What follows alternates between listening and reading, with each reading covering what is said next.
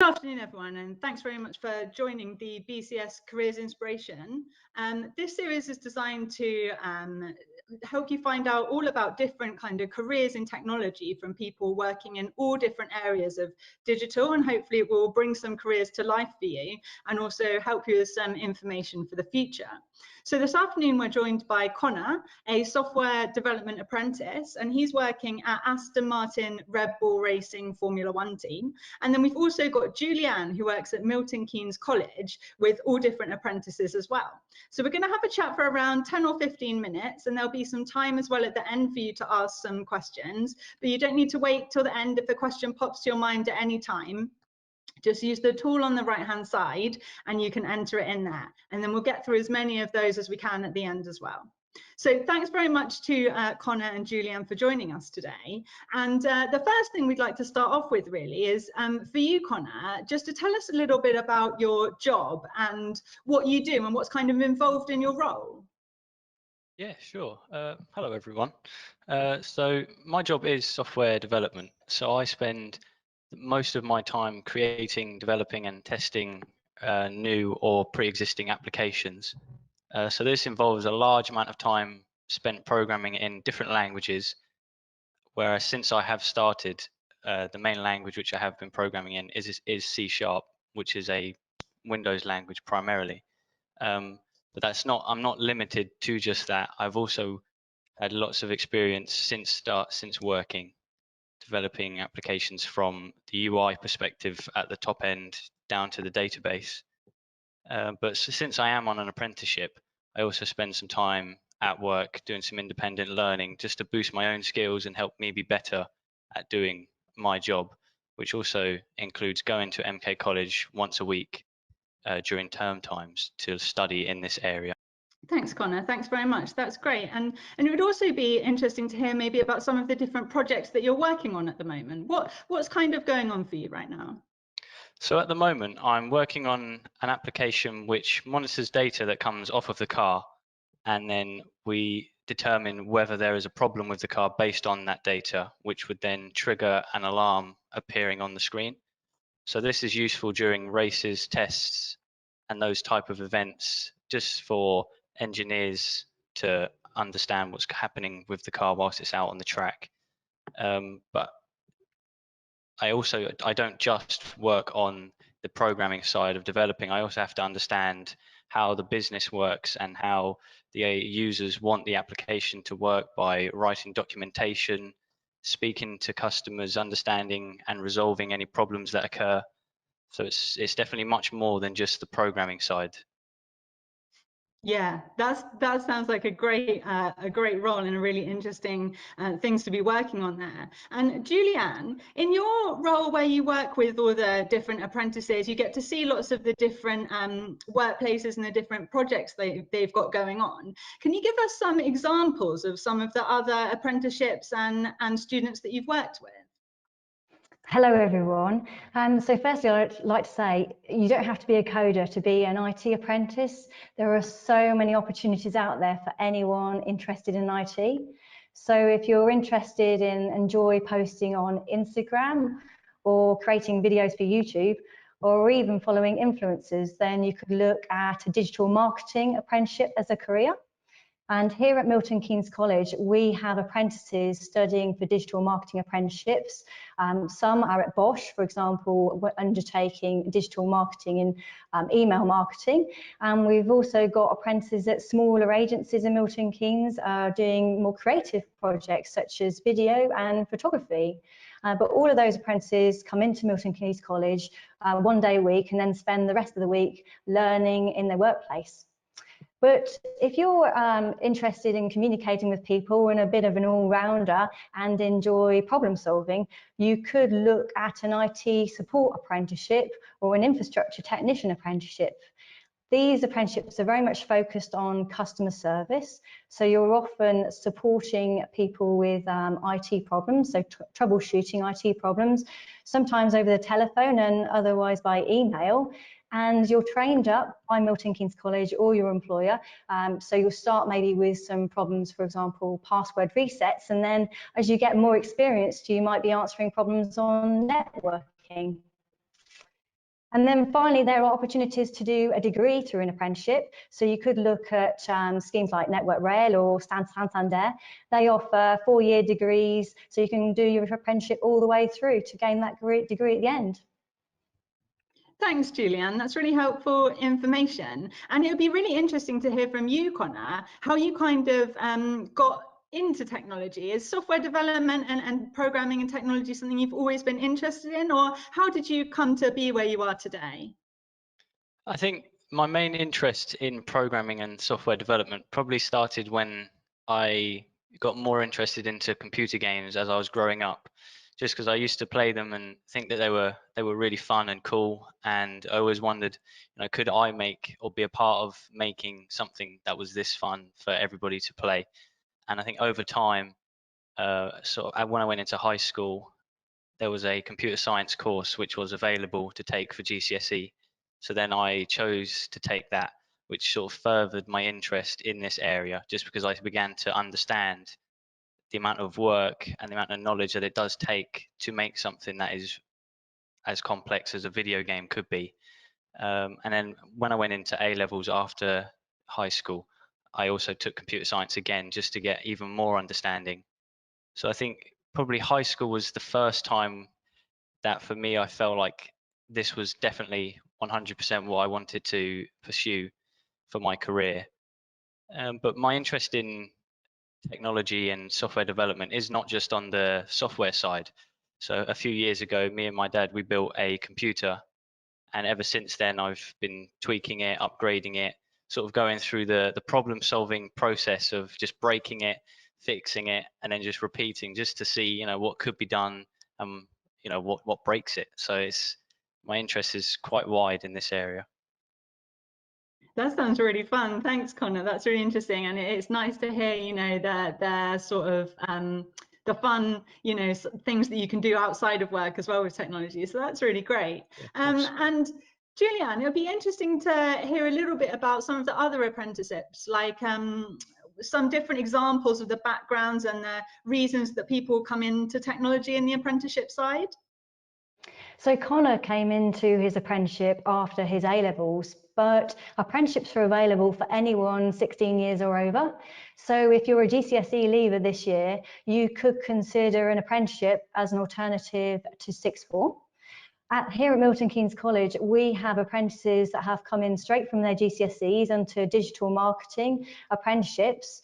We have apprentices that, like Connor, have come in after their A-levels. And we've also got apprentices who have gone to university for 6 months and then decided that wasn't for them and gone on to an apprenticeship. And we've also got apprentices in their 40s that have decided to completely change career and go into IT at a later stage in life. Apprenticeships are there for everyone, any background, any time in your career. That's really good to hear. Thanks, Julianne. That's nice to know. And back to you, Connor. It would be really interesting to hear about kind of what really excites you about your role and what kind of gets you up in the morning. What do you love about your job? So I think for me, the most enjoyable thing is the programming side. I really enjoy coming into work knowing that I have to solve this problem today, and then just sitting there and writing some code, seeing if it works, and then just continuing to go in a cycle of solving each problem until it's solved. Pretty much, it's really fun to do. It's just a great feeling of reward once you have solved that problem. And then when you release a piece of software to some users and it's used in its real environment, it's a great feeling when you get some feedback saying, the application did exactly what we asked for and it was great. And then the feedback loop is just a great feeling. But I also think that I feel like sometimes programming is sort of thought to be like one person sat in a room alone, just typing away, making things work. But it's not always like that. There's a lot of working as a team and collaborating and bouncing ideas off of people, which is also enjoyable because you end up coming to a better solution when you've got multiple brains working on something with different people with different expertises in different areas. So it's really enjoyable when you get a great solution as a team. Yeah, and that sounds like a really sort of rewarding sense of accomplishment as well, what you said about, you know, when you see your work being used by the users and it's successful and Exactly. it's doing what it's Yeah. supposed to do. That sounds really good, thanks. And it'll be interesting to know what your kind of working patterns are. Is it sort of a standard Monday to Friday 9 to 5, or is it a little bit different than that? And then also what kind of things you like to do outside of work, really? Yeah, so our week is sort of the standard Monday to Friday. Our hours are 8:30 till 5:30, but it's not as strict as it sounds. The hours are fairly flexible. So if you did want to come in later and leave later, or earlier and leave earlier, you could do. Um, if you just have to manage your own time. So there's a lot of responsibility that's now put on yourself, since you are essentially a grown up. You have a full-time job, so you have to manage your own time, so that you know, if you need to be at a meeting for this time, then you have to be there for that. So it's nice to have that independentness, which is different from school, where you are sort of independent, but you're following a sort of a routine, and you know, something that you need to learn. So that's sort of a different way of viewing it. But along with that, sort of lunch times are very flexible, break times are flexible. There's a lot of flexibility in the schedule. And in my own time, I like to go to the gym, see friends and family. But also, if I have any time on weekends or anything like that, I do, because I enjoy this line of work so much, I will just create small little, just random applications, which, you know, not don't necessarily do a lot, or just a small game, just to just for fun. I'll be the only one that will use it, but it's just cool to make and see how you can make things. That's really good. Thanks, Connor. I like to hear that. And what would you say, Connor, would be your tips for people who'd be interested in following in your footsteps? So whether that be going on and doing a sort of similar role and apprenticeship to you, or just generally working in technology, is there anything that either you thought, oh, I wish I'd have known that a few years ago, or any sort of advice that you would give to someone? So I think if this is something that you would like to do, whether it's in software development or other areas in this sort of genre, then, you know, if you have the option to do this at high school or A level, then these are great sort of stepping stones into building up your knowledge, and sort of certifying whether you actually really want to do this or not. So if you can, even in your own time, if you have access to computers and you can go online and do some courses or watch some videos, just learning small pieces that fit into the puzzle, to then maybe make your own very small application just to boost your own learning. I think there's a lot of resources online, different websites like Code Academy, which have loads of different courses in any programming language that you may want to learn. So I think even if you were to just pick a programming language that maybe you've heard about, or that you've seen somewhere that's used quite a lot, then just anything to get you sort of into this area. Um, but I think as well that before I started work, I think I had an idea of what it would be like, sort of day one walking into the office, sort of how I had an idea of how the people would be like, what the office environment would be like. But I think in my experience, it was never like that. It was completely different, but not in a daunting way. You know, it was just sort of, I created ideas of what I thought it would be like based on what I'd seen and heard. But you know, it never is. Everybody's really friendly. The environment's always really nice. So I think it's a lot of the time when you do get to the stage of picking an apprenticeship, you just have to be confident and understand that, you know, the apprenticeship is for you to learn, so you don't have to go into it knowing everything.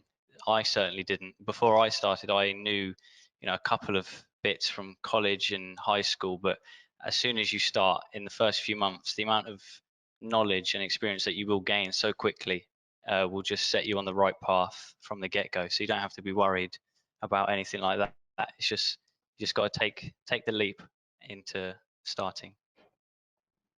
I really like that, Connor. Thank you. And it's a good point, you know, about that, you know, you don't need to know everything on day one. You're there to learn, and you'll pick things up so quickly because you're surrounded by it all day, every day. Yep. So the amount that you learn, and I'm sure the amount that you've learned is phenomenal, really.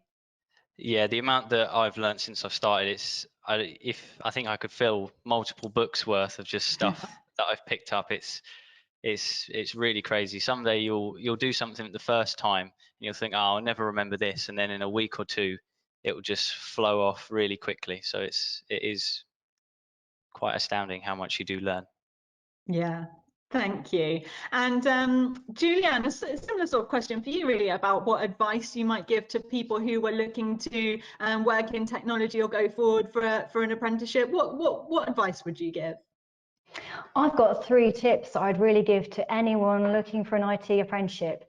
The first one would be to go on to find an apprenticeship on gov.uk. And this website lists all of the, well, lots of jobs available that are apprenticeship jobs. And you can search by your local area. And you can also sign up for alerts. So when new jobs appear on that website, you'll be alerted by email to them. And then my second tip would be to create a portfolio of best pieces of your work that you've done, so that you can take them to interview like Connor did, or even to link to your CV. So if you're interested in coding and a software developer apprenticeship, get together some really good pieces of some coding examples or an app you've developed, and it might be at school or in your own time, and upload them onto Google Drive so that you've got them ready for when you go into an interview. If you were looking at a digital marketing apprenticeship, have a think about any work you've done on maybe some blogs, or you've created a web page, or even some photography, and do the same, upload those or print them out so you've got them ready as a portfolio to take. And finally, for IT support, get together a log of problems that you've done and solved at home.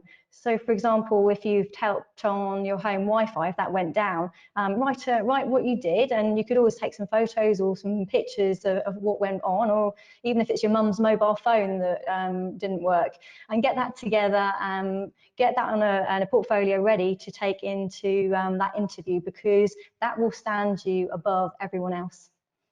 And my final tip would be on work experience.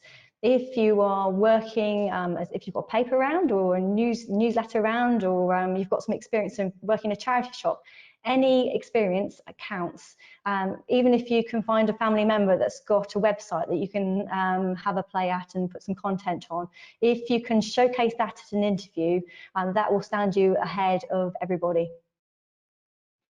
That's really fabulous advice, Julianne. Thank you. I really like those points, and it's very true. The experience and the being able to showcase the work is really good tips. So thank you. We've got a few questions that have come in from the audience, so we'll do 2 or 3 of these. One of them has come from someone who's doing programming for computer science A-level, and they're asking, Connor, how often would you say you practice at home? I think when I was at A-level, I practiced quite a bit.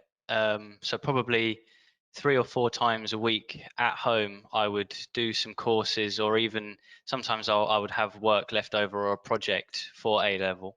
So I would do some work developing that application, or even just studying up for the exam.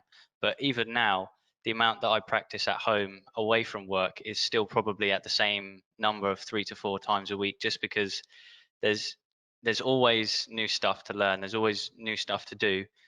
So if you do have the time to practice multiple days per week, then it's a great thing to do, just to help you learn. And it will help you out in college. It will help you out in the future when you go to work, because you'll also have that mindset to put in the work to understand everything. So that will just help you in everything, really.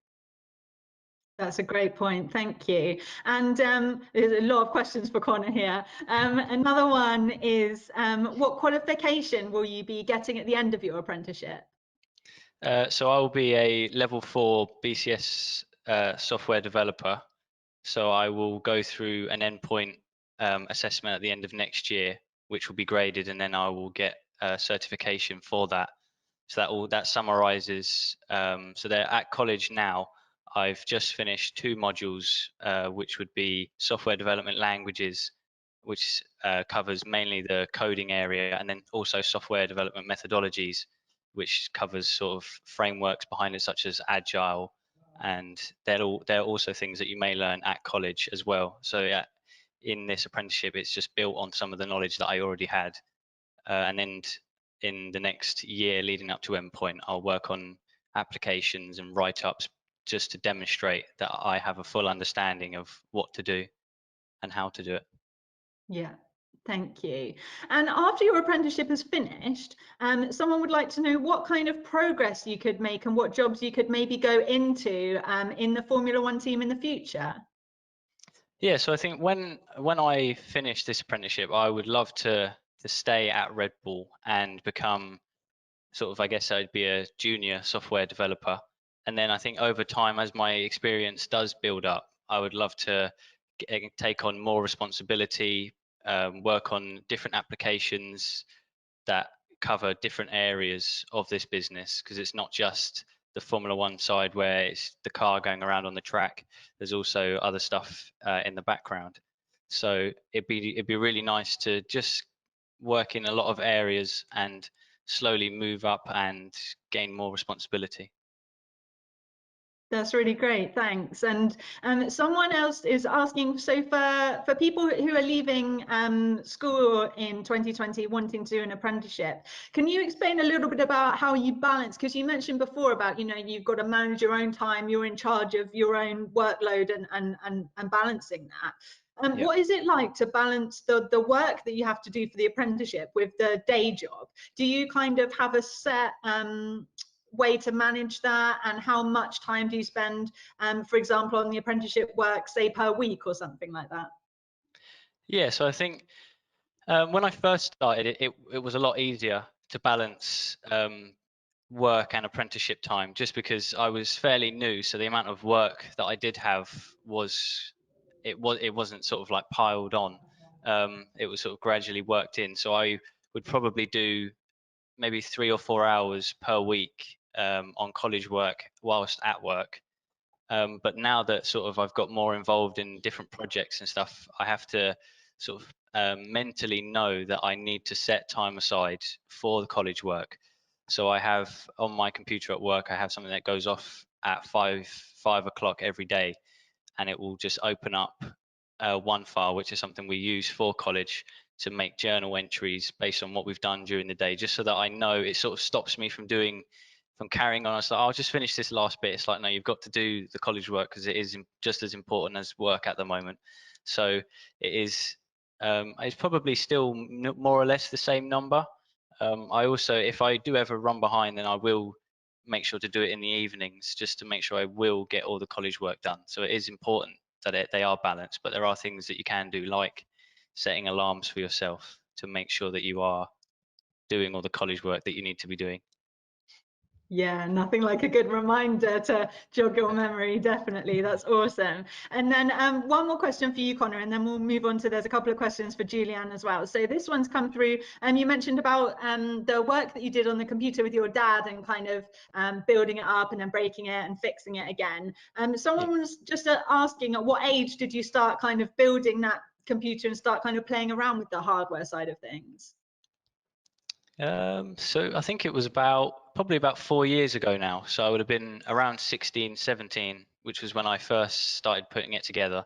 And I think probably leading up to that, I had wanted to build a computer, and I even had like a small laptop which I was messing around with. So when I was able to get the computer at that sort of age, it did sort of spiral into that process of breaking, tweaking, and that sort of thing. So I think around that age was when I began to do all that sort of stuff.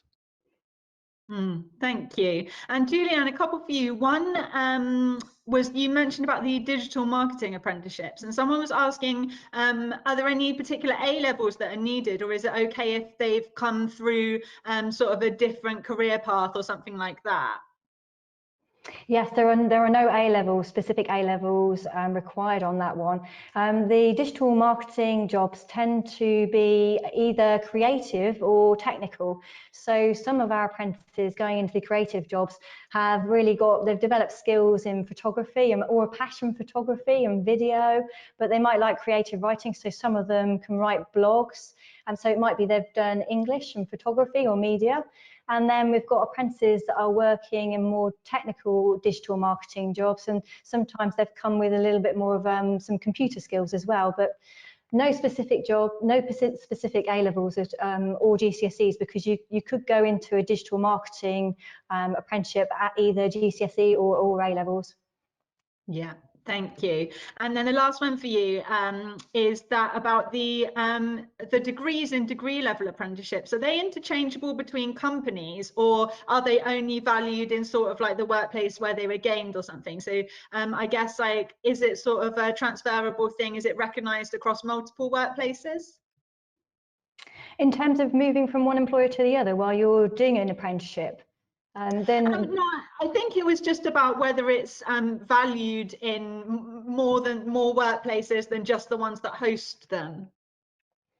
A degree is valued wherever you go. So if you get a degree for an apprenticeship, it's just as valued as it is if you went straight to university and studied full-time at university. And the benefits of doing a degree, whatever employer you do it with would be that you're getting hands-on practical experience alongside the studying at the university. So yes, absolutely valued. Yeah. Brilliant. Thank you, both of you, very much for your time. It's been a really, really insightful session, and I hope it's helped a lot of the viewers as well. Anyone who's watching now, you'll get a follow-up email so you can re-watch the session again if you'd like to. And we'll also send you the link to the one coming up next week as well. So thank you very much, Connor and Julianne, for all of your brilliant answers today. And I'll speak to you again soon. Thanks very much. Thank you. Thank you.